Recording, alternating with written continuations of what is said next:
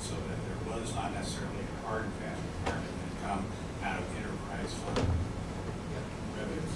I guess the question is there an obligation from the city to show Yeah, that was use my that question. And that's what I don't know for sure. All we pledged is the revenue from the entity. Now, yes, we do have other funds that we can tap, like the sales department, sales. But we want to, if we continue to do that, stay, Compliance. up to our payments. Well, we're in compliance with the payment schedule, but not with the reporting requirements, because we're supposed to have that fund that for that sinking account and report that back to the state with the particulars on that funding. And 3 times we pledged to do that, and we still have not done it. Well, that's what we're attempting to do here tonight. There's new management in charge, and, that found out about this last year, hired the consultant, and trying to make the appropriate changes. I think, somewhat different, so that you're saying that there is a loan covenant associated with that bonds that says that revenues need to exceed the annual debt service by 1.1 times. In other words, there should be a 10% cushion over the annual debt service. My understanding was that IFA was not keen on using local option sales tax because sales tax vacillate depending upon the economy. So if the economy's strong, sales tax is strong. If the economy is weak, like in 2008, sales tax goes down, and so it's not a reliable source of repayment. So they wanted to see that source of repayment be rental fee driven. Now, that said, are they going to come call our bond if we're current on it? Probably not. And again, as you know, the state auditor, I saw it last year. If you say it's been the last 3 years in a row, the state auditor has called us on it and says you're not meeting your debt service requirement covenant in your bonding. And so that's what the attempt here today is to do, to get back in compliance. And how we do that has to be driven by fees. How you structure the fees is somewhat up to you.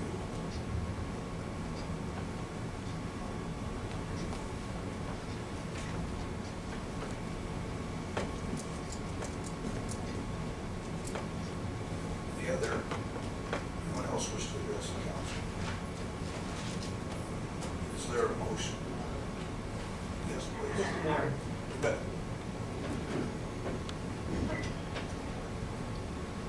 Dan Race, 127 Glen Oaks. I'm one of the single-family dwelling homeowners that apparently have been paying more than our corporate citizens on a per capita basis. In any case, as I've listened to all this tonight, I'm trying to sort it out. It's a little bit like a Shakespeare play with too many characters trying to figure out the motivation of each one. But let me see if I can recap this, and maybe you can set me straight if I understand it or not. We have corporate members here who collectively, if my math is right, represent more than 2,000 jobs in our community. Correct. They're in a part of the corporate industries that have a great deal of wastewater management specialties within each of their businesses. Correct. They just found out about this through a notification that went out a week ago, 2 weeks ago. So they haven't had a lot of reaction time to run it past their own experts. They've got relatively new investment in our community. 2012, I heard, with one plant just being built. So they're heavily invested here. They do have expertise to offer. They've offered it as they were talking. I think that they want to stay here, or else they wouldn't have come here in the first place. They seem to be very intelligent people with a lot of expertise, both business-wise and technically wise, as far as this particular problem goes. They deal with it all the time, all over the world.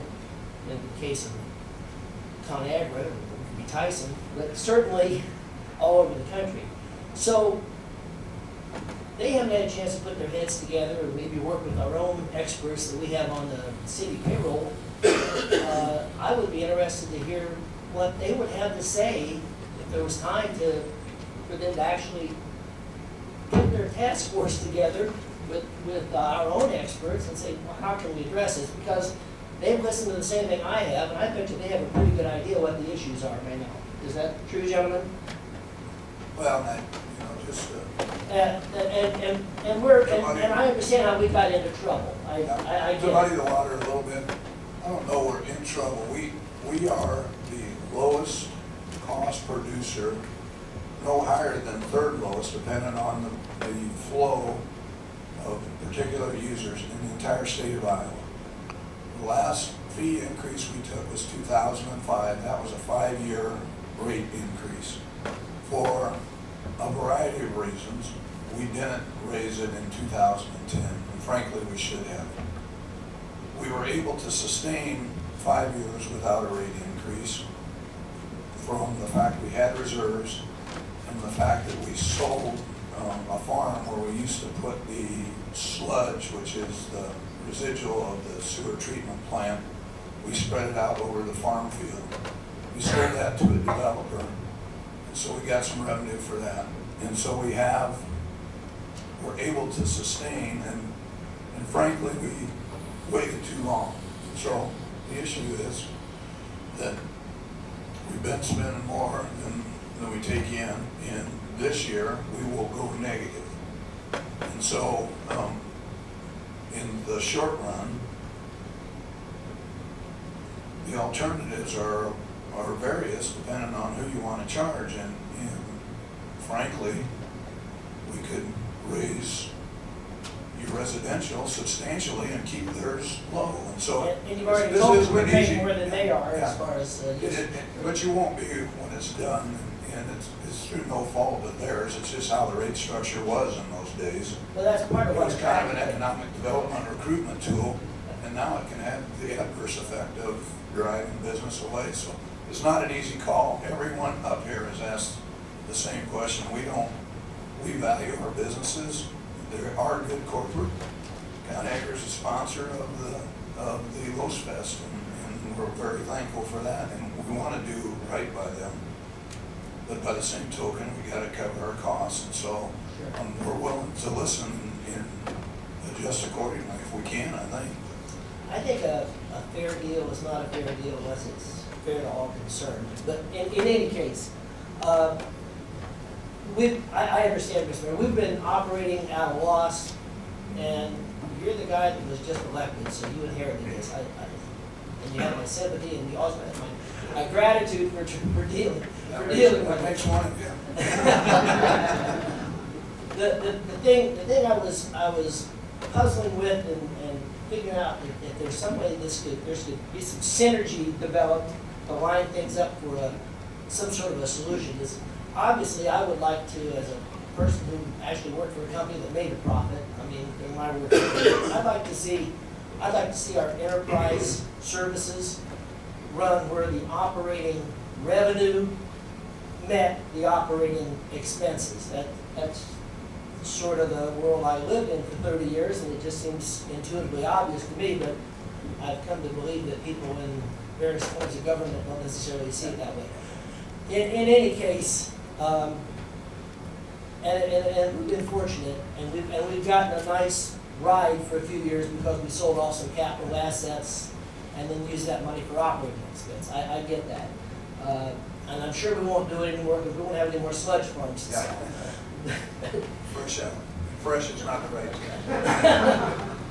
But that's just, thank you for clarifying that for me, and I would hope that maybe this could be at least moved a little bit to see if our corporate friends with their expertise would like to somehow help us figure out some efficiencies or some things that might be done to sort of get us past this tight spot, and then actually, find some engineering and financial solutions that maybe we haven't thought of yet and haven't put on the table yet. Thank you. Thank you.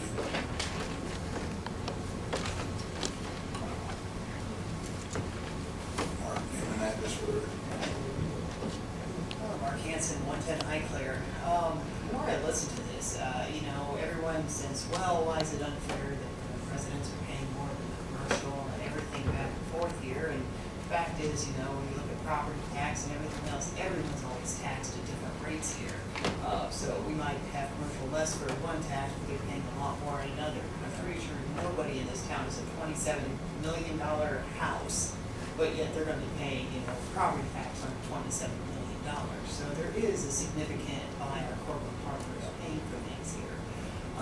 As an individual homeowner, I see, and an economist, I see no way that I'm not going to be paying this increase no matter what. If we tax it to Tyson Foods, who I believe has the highest bacon producing plant in the US. I see, yes, I like bacon, which means I'm going to have to pay more for my bacon. So if I don't pay my taxes directly to Council Bluffs City Water, I'm going to be paying it in the form of bacon where they're going to cut that check. So I'm going to be paying more either way. So while we're arguing, well, they should be paying here or there, well, in essence, it always comes back to the end consumer is the one who's going to be paying the tax. And if that's the way it needs to be, and I applaud, they're reaching out to trying to find a better solution, find efficiencies. I would assume part of this fee, like additives we add to our water, would also be included in the budgets.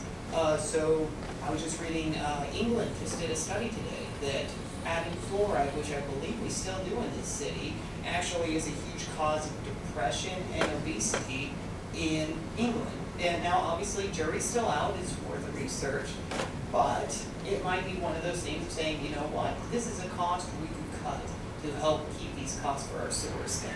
And I think there's plenty of room to find other solutions out there, and if I gotta pay for it either way, it's why rush it, keep the same scale up, just scale it up, find it, and then work from there, but everyone knows this is a problem, instead of having it called last second for us. Thank you. Glad to know that it's not my lack of willpower, it's all right.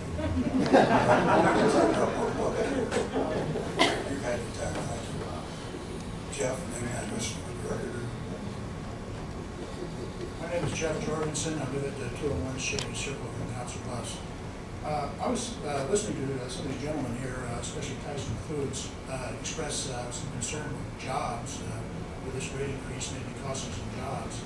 I don't believe they stress the importance of how that works. I used to work for Farmland Foods and for a number of years, and I can tell you right now, they can be slaughtering hogs in the daytime, and that night they'll have equipment movers come in and move that equipment out, and that will be gone in a very, very short time. When they hint at the possibility of losing jobs here in Council Bluffs, they are serious. When that decision is made, it happens all the time. So I'm just going to stress that to you. I certainly understand they're serious. We all do.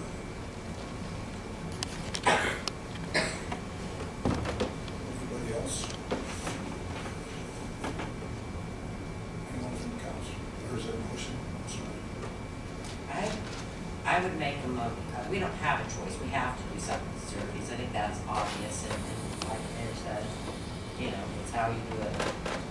So I guess I would start with F1 on the schedule of fees, and I would make a motion that we adopt that with one change, and that's that we start that on July 1, beginning of the fiscal year. It's probably not gonna help that much with the budgets, but it does give a little more time. And I think that's the most I can come up with. So that's my motion. And then if there is an opportunity for some of your experts to give us some guidance, we certainly have some time then to take that into consideration. I'll second that, because that was my concern all along, is that I do realize, especially for right, you have budget set already for us to make this change, and just expect it to go right into, it's we knew that, and, you know, we spoke with Greg about it, unfortunately, it has to happen at some point, but I like the idea of at least giving you guys a few more months to try to work this through, so I think that's a great initiative. The intent is to still approve the resolution as on the third reading at the next council meeting? My Or motion the ordinance, I'm sorry. is to approve the ordinance F1 for the schedule of fees with the amendment to that, that it would begin on July 1. And again, I was gonna discuss it further once we got into discussion, I was just putting motion out there. Okay, I just wanted to clarify that. What discussion? Yep. Okay. Motion and second, discussion. I don't think that there's anyone in this room, no, there's not anybody up here that wants to do this. It was really a surprise to me, when it came forward, just how dire it was, that there isn't the option of just saying, no, we're not gonna raise anybody's fee. And so then it came down to, you know, how do you do it? Where do you place that? I would have liked to have had a year out to be able to give businesses a chance to budget for that. It appears that that's not one of the options because we're gonna be running in the negative. So, I would really appreciate any assistance that corporations could bring forward with their, professionals that could make a change in this before the start date of July 1, and I'm hoping that, you know, giving a little more time, everybody can assist, but I also can't allow the taxpayers to be left in a position of operating in a negative, balance and having to deal with what do we do then. I don't think we can use the lost taxes indefinitely for that. The original proposal would have used none of it. But again, it was such an extreme increase, and I know it still is. At least we could use some of it for that, but we can't do that indefinitely. We have to have the money for the maintenance, or the replacement for the capital, and not to be used for operations. Regarding the July 1st implementation, I think that's a good idea. Bearing in mind, the system goes broke if we don't raise more money. It's a fee-based system. What do people mean by that? It has to sink or swim on its own. It's like it's a government business, if you will. We don't use any other money. Property tax doesn't pay for it. It's a service.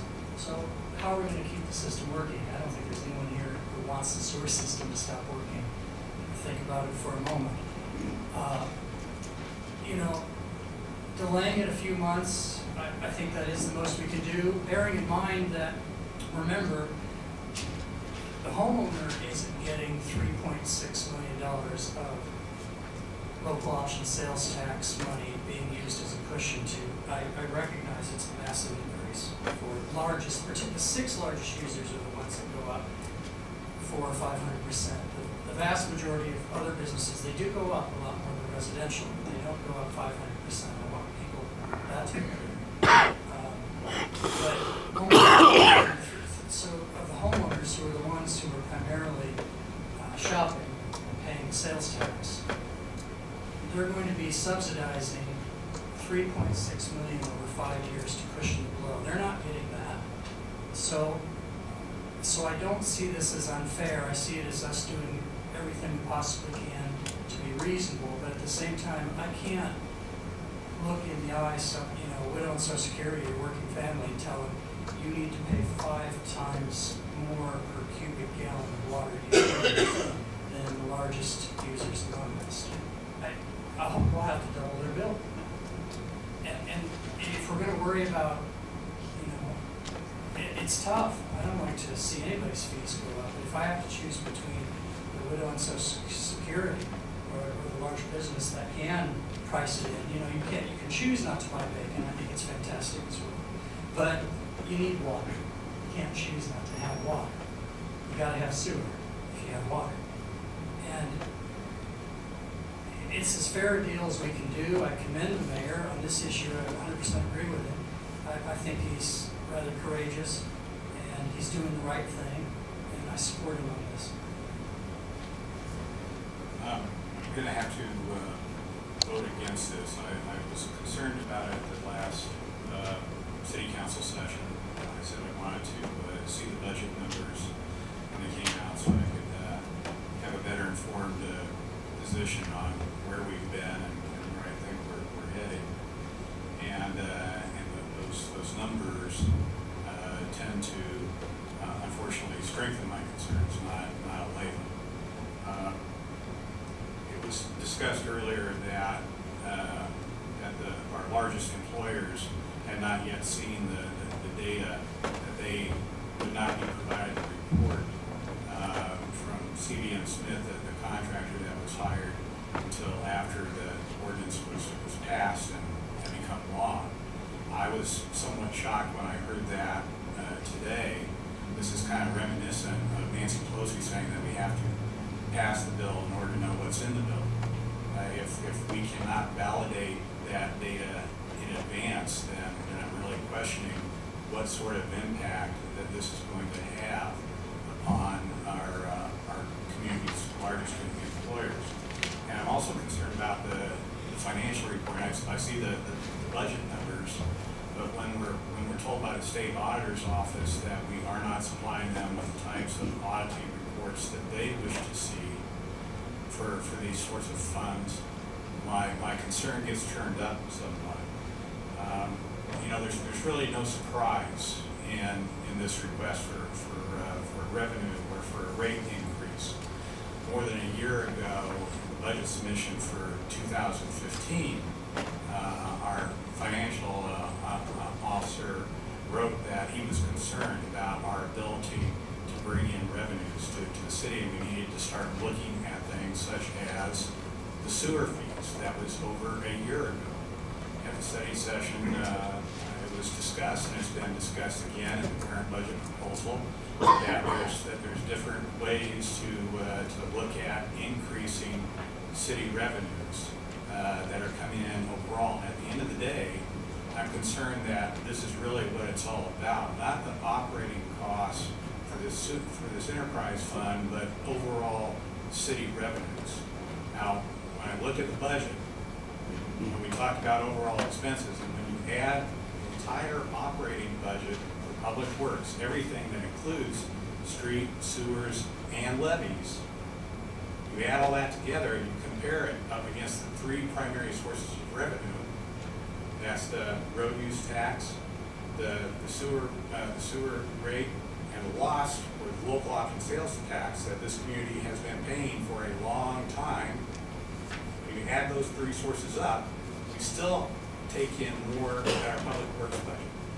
So how is it that we are losing money and we're in the red? And that target for when we were going to enter the red has changed 3 times over the past year. Keeps on moving back.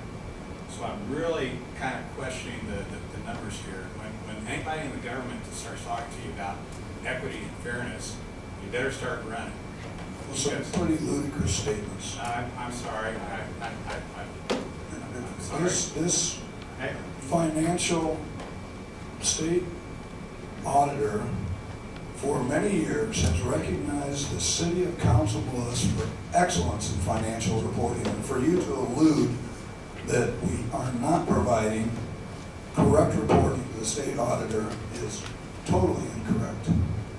The city of Council Bluffs put together a budget based on initial rate proposals that would balance the enterprise fund for sewers.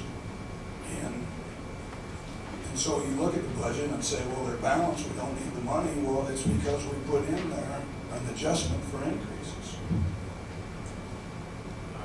I'm sorry, here's the auditor's report right here, and there's her note talking about the lack of accounting on the second fund. Back to my concerns that I was expressing.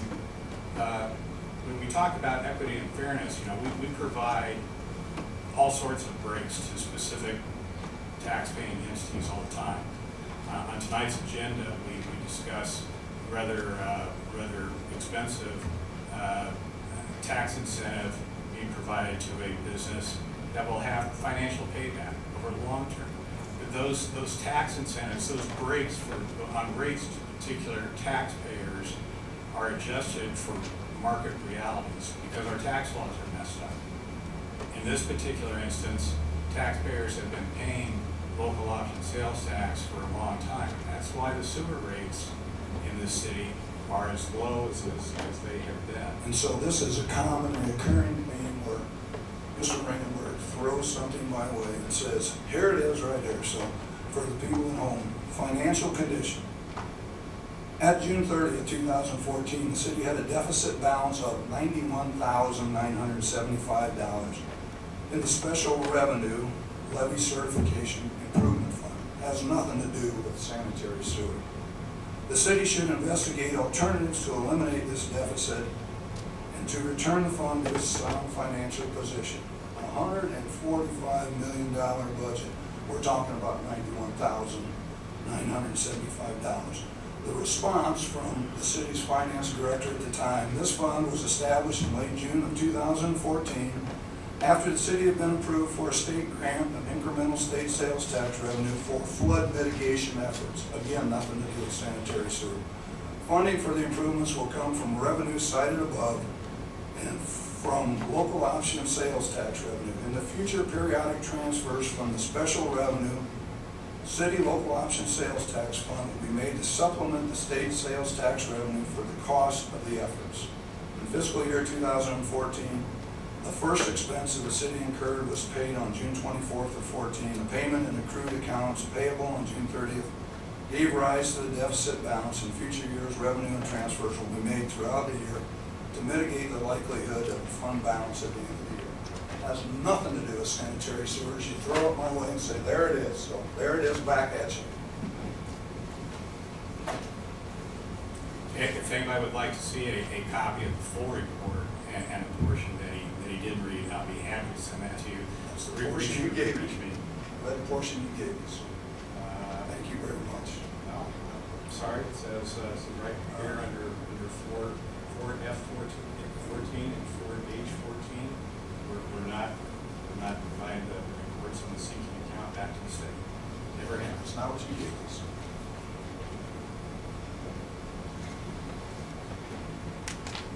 Any other discussion? I just want to add something. Can everyone hear me? What? Go ahead, the mic said you at the phone. Okay, first of all, I want you guys to forgive that I'm here. But, I just want to say that, you know, this is not a pleasant situation for anybody. And the fact that there was no increase 5 years ago and there should have been, that really doesn't make this more palatable at particular times. What happened 30 years ago to come in to the sort of inequity in the rate. I understand the reason for that at that time. And I think with the situation, the financial situation we're in right now, it seems that our hands are really tied and we have no choice, but we have to pass on the increase. So I do concur with the amendment to bring this out to July 1st. In case there's any way to come up with another implementation process. But at this time, based on the numbers and based on just on the situation, it's just an unfortunate reality. And so I will have no choice but to vote in favor of this. Any other discussion? We're going to take these individually. All those in favor signify by saying aye. Aye. Pose same sign. Nay? That's a 4-1. And people at home sometimes say they can't tell how people voted. So F2 is any discussion on. There's a motion on F2. Make a motion to approve. Motion to approve F2 and F3. Is there a second? I know we're doing them separately. Lynn. Oh, okay. So I'll second that too. Discussion on F2. Just for purposes of folks at home who may be wondering what that's about, to boil this down to its simplest, there's been a period of years that the regulatory requirements for permitting have not been updated. Science has marched on, like economics. So we have better data, better experience to go off of. And best of all, we also have the Iowa DNR to tell us what we must do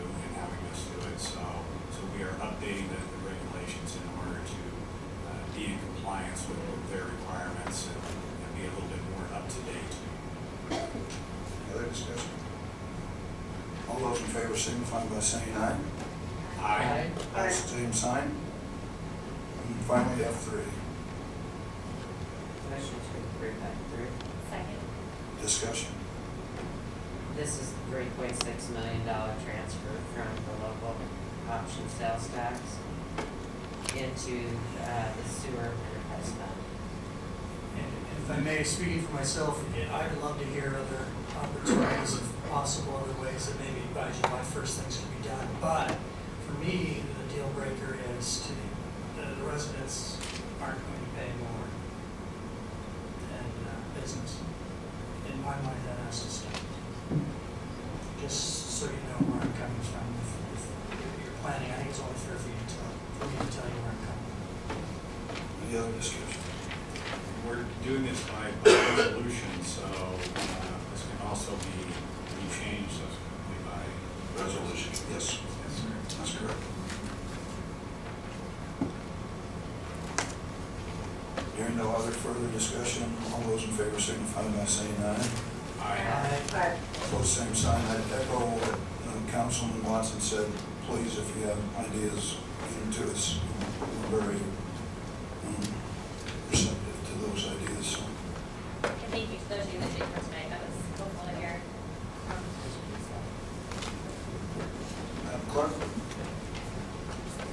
Ordinance on third reading, ordinance 6225, amending the zoning map as adopted by reference in section 15.02.040, representing the north 66 feet of lots 13 and 14, and all lots 1 through 8 inclusive, and all lots 19 through 28 inclusive, dedicated alleys adjoining said lots, all in block 93, railroad addition, and the east half of the vacated 20th Avenue right-of-way, done in block 93, between the south road line of 28th Avenue and the north road line of relocated 29th Avenue, all in railroad addition from R3 low-density multifamily residential district to C2 commercial district as defined in chapter 15.15. Motion to approve. Second. Discussion. All those in favor signify by saying aye. Aye. Opposed, same sign.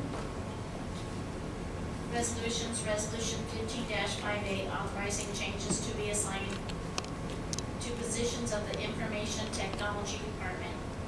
Motion to approve. Second. Discussion, please.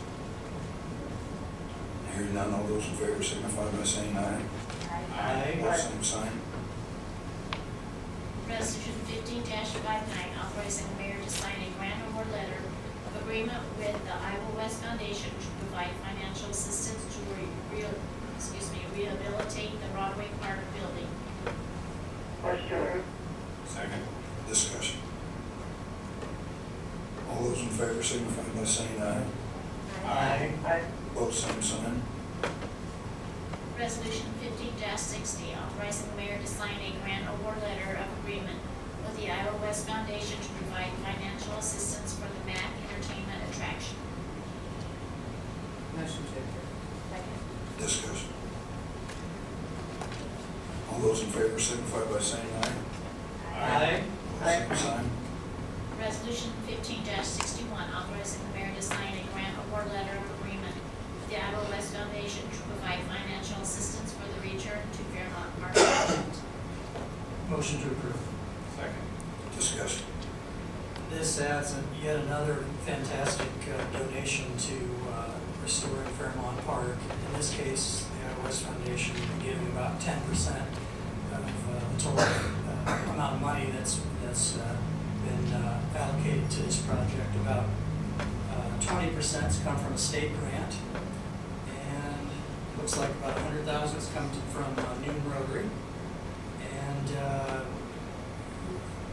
625,000 is planned over 2 years from the taxpayers. It appears to be, it's a fantastic use. So many people want to see our center park. It's an area where families can go and play, and see it be once again a place where people can go, and it can be a fantastic place. So I commend the park department for putting together this package to be able to afford it, so that it's not all on the taxpayer, because we couldn't afford to do it. And I would like to publicly take Iowa West third in a row that we will approve. And always like issues, so I applaud and thank Iowa West for being an integral and positive effect on our community.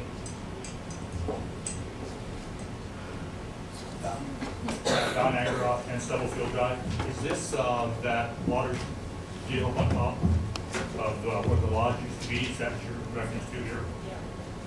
Okay. Is part of this the widening of that road? I drove up the other day. If you're gonna expect people up and back, that thing's pretty narrow for two vehicles to meet. It is, though, I mean, you'd have to raise taxes to do that more. We gotta do it, a piece at a time as we can afford it. I agree with you, it needs to be wider, but like you say, we're dependent a lot on people giving money to us. We just don't have it to do everything we want. So I agree with you. It'd be nice to have the road wider, and I hope we can have some money in I mean, it. is that in the plan or not this time even? It depends if you look back to the plan that's probably defunct from about '05. That the last plan I'm aware of. Last time, master plan. Yeah, that's, it involved actually narrowing a lot of the roads, as I recall, and teardropping the ends of them. The idea being, rather than encouraging parking on the sides, make that smaller so you have less of a footprint. So you just have traffic going each direction. And you have parking in a turnaround so people Well, can. that would be more like up on top when you have the roads up there. But, I mean, the one getting up to it, you aren't gonna be parking along there. There's not enough room for two cars to be comfortable. Fair enough, yeah. But down by the East Lodge that you're referring to is an area where a teardrop could go, and I Yeah. hope someday we can afford it, because it would be fantastic. I think you can, just gotta do it next Now, time. is that gonna be right where the lodge was? So what's there now, that little platform stuff would be out of there? All scraped out. All- The parking lot stays the same. Okay. They'll use the existing parking. Now, is that gonna have some sort of a water recycling, or are you using fresh water and sewer all the time while that's running? That's what I'm asking. I can't imagine. I have cycles. I'm sure.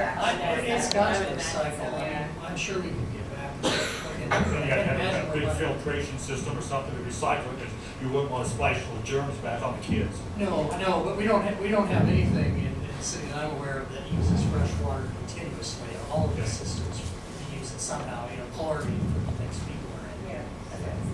Now, is this sort of like what they have on the other side of the river, where Yeah. the spouts just shoot up every once in a while Like in I said, a different pattern? Yes, but much larger than most of the Oh, okay. So if a kid's down standing on it, it's gonna raise him about 2 foot off the ground? No, they're just big words. Sarcasm, yeah. Just wanted to clarify. Okay, thank you. Thank you. Any other discussion? All those in favor signify by saying aye. Aye. Both same sign. Resolution 15-62, authorizing the redemption of outstanding general obligation bond series 2007A of the City of Council, State of Iowa, dated May 1st, 2007, directing notice be given. Second. Any discussion? The mayor, on behalf of by and through the finance department, is calling early a couple bonds from, I believe, I guess the 2007, that were around thereabouts 4%, some of them vary a little less, and we're able today to get them at, depending on the one, half or thereabouts. Really good saving on interest, and as interest rates go up, as the mayor mentioned earlier today. Looking for the data, but I think it was $400 and some $1,000 savings. And that's real money that, we'd otherwise be paying to bondholders in interest, and this is fantastic that the city keeps looking for ways to save money. I think it was like 443. Well, thank you. Yeah, $483,483 saved.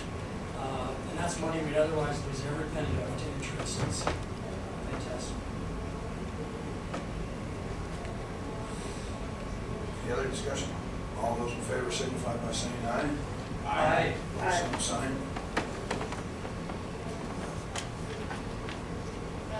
Resolution 15 whoops, excuse me. Lost my place. Resolution 15-63, authorizing the redemption of outstanding general obligation on Series 2007B of the City of Council Bluffs, State of Iowa, dated May 1st, 2007, and directing notice be given. Motion to approve. Second. Discussion. All those in favor signify by saying aye. Aye. Aye. Pose same sign. Resolution 15-64, directing the sale of $8,582,977.60 at 2.4195% for general obligation bond series 2015A to Robert W. Baird and Company Incorporated. Motion to approve. Discussion. All those in favor signify by saying aye. Aye. Pose same sign. Resolution 15-65, directing the sale of $4,026,105.55 at 1.3382% for general obligation refunding bonds, Series 2015B to Hutchison, Shockey, Burley and Company. Motion to approve. Second. Any discussion? All those in favor signify by saying aye. Aye. Aye. Pose same sign. Resolution 15-66, approving the CWA contract for the period of July 1st, 2015 through June 30th, 2018. Motion to approve. Second. Is there a discussion? All those in favor signify by saying aye. Aye. Aye. Pose same sign. Applications for permits and cancellations, 8A, B, and C. Motion to approve. Second. Discussion. All those in favor signify by saying aye. Aye. Aye. Madam Clerk, was there anyone from citizens that requested to be heard? Yes, there was a letter received by the city clerk. I would like to request the city council to receive and file the letter submitted by John and Claudia Bergman. Motion to receive and file. Second. Discussion. All those in favor signify by saying aye. Aye. Aye. Anyone else requesting to be heard written? If not, Mr. Andrew. Don Angeroff, 10 Stubblefield Drive. I need to, or I feel the need to bring forth an observation. I do not really want any response to this, because it could, as whether you just listen a little bit to what I want to say here. Recently, we stood before you here in trying to work out a different arrangement for our rental inspections. I understand that the city, lots of times, health department is what I'm in reference to, goes around to different parts of the city and looks for minor violations and sends out notices and stuff. However, 3 of the people that stood up here and voiced objections to the change of the rental policy had their properties, had notices sent to them. These are spread throughout the entire city. So the chances of your health department taking one section of the city, going through and looking things over, and then another section going through, this is all over the entire city. So I guess I feel a little bit put out, and I think it's awful curious is that 3 of these people that stood up here had their places picked out, which to me sounds like somebody gave them the list of our places and they specifically went around to our places looking for problems. I don't like to see this type of stuff being done here. I don't think it's a professional way to do it because somebody gets up and voices their opinion on how things should be done. But it does look very curious to me. I will check into it, Don. I don't think that, while it may appear, it tells a little bit about cause and correlation. This the cause, there may not be correlation, but I'll find out. But I agree with you, that's not what we're about. So Okay, I appreciate I'll look that. into it. Thank you. Absolutely.